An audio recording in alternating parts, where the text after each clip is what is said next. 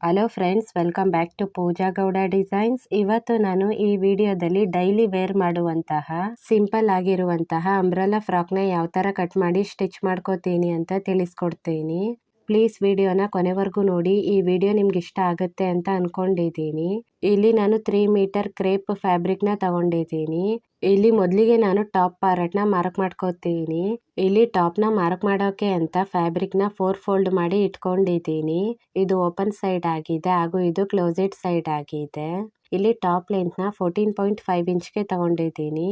Shoulder ನ 7 ಇಂಚ್ಗೆ mark ಮಾಡ್ಕೋತೀನಿ.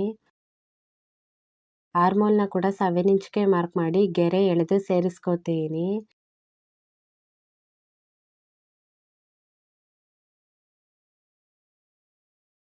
ಇಲ್ಲಿ ಚೆಸ್ಟ್ ಮೆಜರ್ಮೆಂಟ್ ಬಂದು 40 ಇಂಚ್ ಇದೆ. ಇದನ್ನ 4 ಭಾಗ ಮಾಡಿದಾಗ 10 ಇಂಚ್ ಬರುತ್ತೆ. ಪ್ಲಸ್ 2 ಇಂಚ್ ಮಾರ್ಜಿನ್ ಸೇರಿಸಿ 12 ಇಂಚ್ಗೆ ತಗೊಂಡಿದ್ದೀನಿ. ಇಲ್ಲಿ ವೆಸ್ಟ್ ಮೆಜರ್ಮೆಂಟ್ ಬಂದು 8 ಇಂಚ್ ಇದೆ. ಪ್ಲಸ್ 2 ಇಂಚ್ ಮಾರ್ಜಿನ್ ಸೇರಿಸಿ 10 ಇಂಚ್ಗೆ ಮಾರ್ಕ್ ಮಾಡ್ಕೋತೀನಿ. ನಂತರ ಇದನ್ನ ಗೆರೆ ಎಳೆದು ಸೇರಿಸ್ಕೋತೀನಿ. ಇಲ್ಲಿ ಆರ್ಮೋಲ್ ಶೇಪ್ ನ ತೆಗಿಯೋಕೆ ಅಂತ 1 ಇಂಚ್ಗೆ ಮಾರ್ಕ್ ಮಾಡಿ ಆರ್ಮೋಲ್ ಶೇಪ್ ನ ಕೊಟ್ಕೋತೀನಿ. ಜೊತೆಗೆ ಫ್ರಂಟ್ ಆರ್ಮೋಲ್ ಶೇಪ್ ನ ಕೂಡ ಕೊಟ್ಕೋತೀನಿ. ಇಲ್ಲಿ ನೆಕ್ ಶೇಪ್ ನ ತೆಗಿಯೋಕೆ ಅಂತ ನೆಕ್ ವಿಡ್ತ್ ನ 4 ಇಂಚ್ಗೆ ಮಾರ್ಕ್ ಮಾಡ್ಕೋತೀನಿ. ನೆಕ್ ಡೀಪ್ ನ 4 ಇಂಚ್ಗೆ ಮಾರ್ಕ್ ಮಾಡ್ಕೋತೀನಿ. ಇದು ಫ್ರಂಟ್ ನೆಕ್ ಆಗಿರುತ್ತೆ. ಬ್ಯಾಕ್ ನೆಕ್ ನ ನಾನು 3 ಇಂಚ್ಗೆ ಮಾರ್ಕ್ ಮಾಡ್ಕೋತೀನಿ. ನಂತರ ಇದನ್ನ ಗೆರೆ ಎಳೆದು ಸೇರಿಸ್ಕೋತೀನಿ.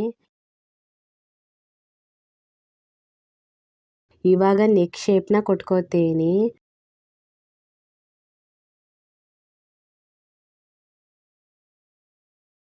ಶೋಲ್ಡರ್ ಡೌನ್ ನ 1/2 ಇಂಚ್ಗೆ ಮಾರ್ಕ್ ಮಾಡಿ ಗೆರೆ ಎಳೆದು ಸೇರಿಸ್ಕೋತೀನಿ. ಇಲ್ಲಿ ಟಾಪ್ ಮಾರ್ಕ್ ಆಗಿದೆ. ಇವಾಗ ಇಲ್ಲಿ ಮೊದಲಿಗೆ ಬ್ಯಾಕ್ ಪಾರ್ಟ್ ನ ಕಟ್ ಮಾಡ್ಕೋತೀನಿ. ಕಟ್ ಆಗಿದೆ. ಇವಾಗ ಇದನ್ನ ಓಪನ್ ಮಾಡಿ ಬ್ಯಾಕ್ ಪಾರ್ಟ್ ನ ರಿಮೂವ್ ಮಾಡ್ಕೋತೀನಿ. ನಂತರ ಫ್ರಂಟ್ ನೆಕ್ ಮತ್ತೆ ಫ್ರಂಟ್ ಆರ್ಮೋಲ್ ನ ಕಟ್ ಮಾಡ್ಕೋತೀನಿ. ಕಟ್ ಆಗಿದೆ. ಈ ತರ ಟಾಪ್ ಪಾರ್ಟ್ ನ ಕಟ್ ಮಾಡ್ಕೊಂಡಿದ್ದೀನಿ. ನಂತರ ಬಾಟಮ್ ನ ಮಾರ್ಕ್ ಮಾಡೋಕೆ ಅಂತ 2 ಫೋಲ್ಡ್ ಮಾಡಿ ಬಟ್ಟೆನ ಇಟ್ಕೊಂಡಿದ್ದೀನಿ. ಇದು ಕ್ಲೋಸೆಡ್ ಸೈಡ್ ಆಗಿದೆ ಹಾಗೂ ಇದು ಓಪನ್ ಸೈಡ್ ಆಗಿದೆ. ಇವಾಗ ಇದನ್ನ ಟ್ರಯಾಂಗಲ್ ಶೇಪ್ಗೆ ಫೋಲ್ಡ್ ಮಾಡ್ಕೋತೀನಿ.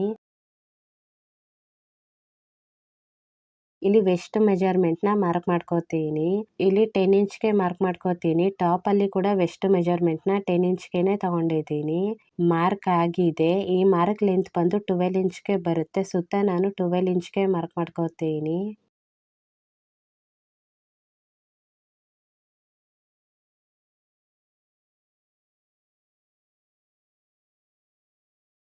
ಮಾರ್ಕ್ ಆಗಿದೆ. ಇವಾಗ ಇದನ್ನ ಹೀಗೆ ಮೆಜರ್ ಮಾಡಿ ನೋಡಿದಾಗ ಈ ತರ ಸರಿಯಾಗಿ 10 ಇಂಚ್ ಬಂದಿದೆ. ಇಲ್ಲಿ ಬಾಟಮ್ ಲೆಂತ್ ನ 29.5 ಇಂಚ್ಗೆ ಮಾರ್ಕ್ ಮಾಡ್ಕೋತೀನಿ.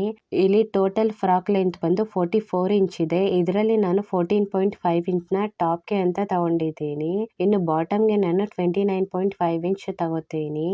ಇವಾಗ ಕರೆಕ್ಟ್ ಆಗಿ ಫ್ರಾಕ್ ಲೆಂತ್ 44 ಇಂಚ್ಗೆ ಬರುತ್ತೆ.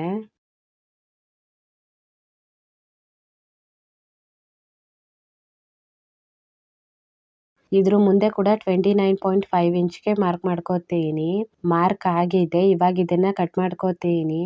ಕಟ್ ಆಗಿದೆ.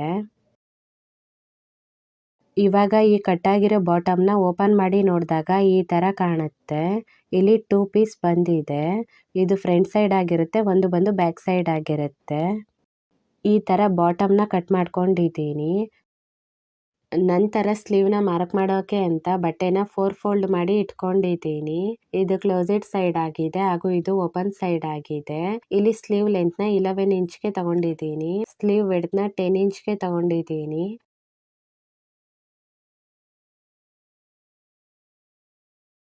ಸ್ಲೀವ್ ಡೌನ್ ನ 2.5 ಇಂಚ್ಗೆ ಮಾರ್ಕ್ ಮಾಡ್ಕೋತೀನಿ. ಸ್ಲೀವ್ ಬಾಟಮ್ ನ 7 ಇಂಚ್ಗೆ ಮಾರ್ಕ್ ಮಾಡ್ಕೋತೀನಿ. ಇವಾಗ ಇದನ್ನ ಗೆರೆ ಎಳೆದು ಸೇರಿಸ್ಕೋತೀನಿ.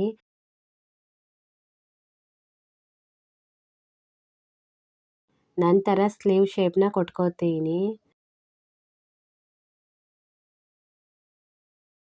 ಜೊತೆಗೆ ಫ್ರಂಟ್ ಸ್ಲೀವ್ ಶೇಪ್ ನ ಕೂಡ ಕೊಟ್ಕೋತೀನಿ. ಇಲ್ಲಿ ಸ್ಲೀವ್ ಮಾರ್ಕ್ ಆಗಿದೆ. ಇವಾಗ ಇದನ್ನ ಕಟ್ ಮಾಡ್ಕೋತೀನಿ. ಕಟ್ ಆಗಿದೆ. ಇವಾಗ ಇದನ್ನ ಹೀಗೆ ಓಪನ್ ಮಾಡ್ಕೊಂಡು ಫ್ರಂಟ್ ಸ್ಲೀವ್ ಶೇಪ್ ನ ಕೂಡ ಕಟ್ ಮಾಡ್ಕೋತೀನಿ.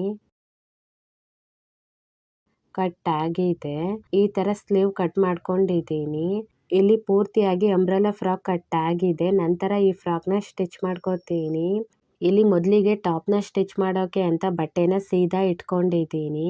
ಇಲ್ಲಿ ನೆಕ್ಗೆ ಸ್ಟಿಚ್ ಮಾಡೋಕೆ ಅಂತ 1.5 ಇಂಚ್ಗೆ ಪಟ್ಟಿನ ಕಟ್ ಮಾಡ್ಕೊಂಡಿದ್ದೀನಿ. ಇದನ್ನ ಹೀಗೆ ನೆಕ್ ಸುತ್ತ ಇಟ್ಕೊಂಡು 1/2 ಇಂಚ್ ಬಿಟ್ಟು ಸ್ಟಿಚ್ ಮಾಡ್ಕೋತೀನಿ.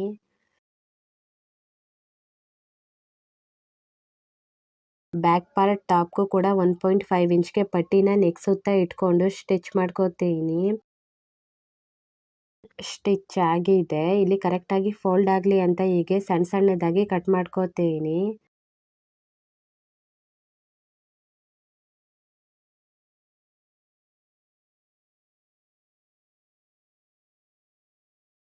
ನಂತರ ಈ ಪಟ್ಟಿನ ಹೀಗೆ ಡಬಲ್ ಫೋಲ್ಡ್ ಮಾಡಿ ಇಟ್ಕೊಂಡು ಸ್ಟಿಚ್ ಮಾಡ್ಕೋತೀನಿ. ಈ ಪಟ್ಟಿ ಪೂರ್ತಿಯಾಗಿ ಒಳಗಡೆ ಹೋಗಿರ್ಬೇಕು. ಈ ಟಾಪ್ ಸೀದಾ ಸೈಡಲ್ಲಿ ಪಟ್ಟಿ ಕಾಣೋದಿಲ್ಲ. ಈ ತರ ನೋಡ್ಕೊಂಡು ನೆಕ್ ಸುತ್ತ ಸ್ಟಿಚ್ ಮಾಡ್ಕೋತೀನಿ. ಇದೇ ತರ ಬ್ಯಾಕ್ ಪಾರ್ಟ್ ನೆಕ್ನು ಕೂಡ ಸ್ಟಿಚ್ ಮಾಡ್ಕೊಂಡಿದ್ದೀನಿ. ಈ ತರ ನೀಟಾಗಿ ನೆಕ್ ಫಿನಿಶ್ ಆಗಿದೆ. ನಂತರ ಇಲ್ಲಿ ಬ್ಯಾಕ್ ಪಾರ್ಟ್ ನ ಹೀಗೆ ಉಲ್ಟಾ ಇಟ್ಕೊಂಡು ಶೋಲ್ಡರ್ ನ ಅಟ್ಯಾಚ್ ಮಾಡ್ಕೋತೀನಿ.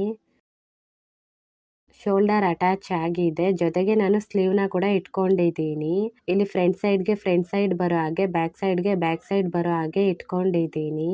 ಈ ಕಡೆ ಕೂಡ ಫ್ರಂಟ್ ಸೈಡ್ ಬರೋ ಹಾಗೆ ಬ್ಯಾಕ್ ಸೈಡ್ ಬರೋ ಹಾಗೆ ಇಟ್ಕೊಂಡಿದ್ದೀನಿ. ಇವಾಗ ಇದನ್ನ ಹೀಗೆ ಉಲ್ಟಾ ಇಟ್ಕೊಂಡು ಸ್ಟಿಚ್ ಮಾಡ್ಕೋತೀನಿ. ಜೊತೆಗೆ ಸ್ಲೀವ್ ಬಾಟಮ್ ನ ಕೂಡ ಡಬಲ್ ಫೋಲ್ಡ್ ಮಾಡಿ ಸ್ಟಿಚ್ ಮಾಡ್ಕೋತೀನಿ. ಈ ಕಡೆ ಸ್ಲೀವ್ನು ಕೂಡ ಸೇಮ್ ಇದೇ ತರ ಸ್ಟಿಚ್ ಮಾಡ್ಕೋತೀನಿ. ಇಲ್ಲಿ ಟಾಪ್ಗೆ ಸ್ಲೀವ್ ಅಟ್ಯಾಚ್ ಆಗಿದೆ. ನಂತರ ಬಾಟಮ್ ನ ಕೂಡ ಇಟ್ಕೊಂಡಿದ್ದೀನಿ. ಈ ಟಾಪ್ ನ ಹೀಗೆ ಉಲ್ಟಾ ಇಟ್ಕೊಂಡು 1/2 ಇಂಚ್ ಬಿಟ್ಟು ಅಟ್ಯಾಚ್ ಮಾಡ್ಕೋತೀನಿ. ಈ ಟಾಪ್ಗೂ ಕೂಡ ಬಾಟಮ್ ನ ಹೀಗೆ ಅಟ್ಯಾಚ್ ಮಾಡ್ಕೋತೀನಿ. ಹೀಗೆ ವೆಸ್ಟ್ ಹತ್ರ ಬಾಟಮ್ ನ ಅಟ್ಯಾಚ್ ಮಾಡ್ಕೊಂಡಿದ್ದೀನಿ. ಜೊತೆಗೆ ಸೈಡ್ ನ ಕೂಡ ಮಾರ್ಕ್ ಮಾಡ್ಕೊಂಡಿದ್ದೀನಿ. ಇವಾಗ ಇದನ್ನ ಹೀಗೆ ಇಟ್ಕೊಂಡು ಸ್ಲೀವ್ ಇಂದ ಬಾಟಮ್ ವರೆಗೂ ಸ್ಟಿಚ್ ಮಾಡ್ಕೋತೀನಿ. ಈ ಕಡೆ ಕೂಡ ಸ್ಲೀವ್ ಇಂದ ಬಾಟಮ್ ವರೆಗೆ ಸೈಡ್ ನ ಸ್ಟಿಚ್ ಮಾಡ್ಕೋತೀನಿ. ಜೊತೆಗೆ ಫ್ರಾಕ್ ಬಾಟಮ್ ನ ಡಬಲ್ ಫೋಲ್ಡ್ ಮಾಡಿ ಸ್ಟಿಚ್ ಮಾಡ್ಕೋತೀನಿ. ಇಲ್ಲಿ ಸೈಡ್ ಮತ್ತೆ ಬಾಟಮ್ ಸ್ಟಿಚ್ ಆಗಿದೆ. ಈ ತರ ನಾನು ಸಿಂಪಲ್ ಆಗಿರುವಂತಹ ಡೈಲಿ ವೇರ್ ಮಾಡುವಂತಹ ಅಂಬ್ರೆಲಾ ಫ್ರಾಕ್ ನ ಕಟ್ ಮಾಡಿ ಸ್ಟಿಚ್ ಮಾಡಿ ತೋರಿಸಿದ್ದೀನಿ. ಈ ವಿಡಿಯೋ ನಿಮ್ಗೆ ಇಷ್ಟ ಆಗುತ್ತೆ ಅಂತ ಅನ್ಕೊಂಡಿದ್ದೀನಿ. ನಿಮ್ಗೇನಾದ್ರೂ ನನ್ನ ವಿಡಿಯೋಸ್ ಇಷ್ಟ ಆದ್ರೆ ಪ್ಲೀಸ್ ನನ್ನ ಚಾನಲ್ಗೆ ಲೈಕ್ ಮಾಡಿ, ಶೇರ್ ಮಾಡಿ, ಜೊತೆಗೆ ಸಬ್ಸ್ಕ್ರೈಬ್ ಕೂಡ ಮಾಡ್ಕೊಳ್ಳಿ. ಇದೇ ತರ ಕನ್ನಡದಲ್ಲಿ ಇನ್ನೂ ಜಾಸ್ತಿ ವಿಡಿಯೋಸ್ ಮಾಡ್ತಾ ಇರ್ತೀನಿ. ಪ್ಲೀಸ್ ನನಗೆ ಸಪೋರ್ಟ್ ಮಾಡಿ. ನನ್ನ ವಿಡಿಯೋ ನೋಡಿದ್ದಕ್ಕೆ ತುಂಬಾ ಥ್ಯಾಂಕ್ಸ್ ಫಾರ್ ವಾಚಿಂಗ್.